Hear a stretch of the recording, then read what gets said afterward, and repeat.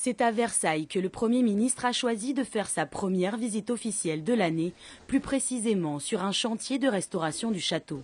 Lundi, il y a rencontré ces femmes qui ont choisi de faire carrière dans le BTP, un secteur plutôt masculin. Corinne est chef d'équipe traceur, elle dirige 5 hommes, un bel exemple de mixité que cherche à valoriser le gouvernement. Toutes les expériences que j'ai pu faire de visite de terrain montrent dans les centres de formation, dans les entreprises, que lorsqu'il y a un déclic, lorsqu'on favorise, qu'on fait découvrir les métiers, alors les femmes y trouvent leur place et l'entreprise y trouve aussi son compte et c'est la société tout entière qui progresse. L'égalité homme-femme, une des priorités affichées du gouvernement. Après la parité politique en 2013, place à la parité professionnelle.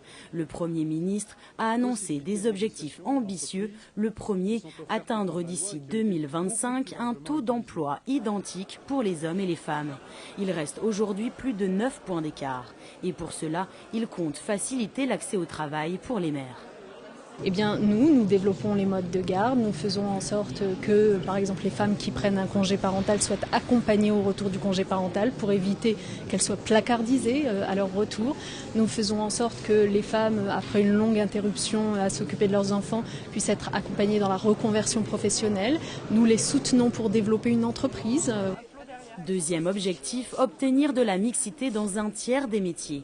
10 secteurs clés sont visés, de la petite enfance à la sécurité civile. Corinne y contribue déjà. Selon elle, il faut savoir faire bouger les choses. Je suis constamment sur le chantier. Alors, il faut savoir s'imposer et avoir un caractère, quoi.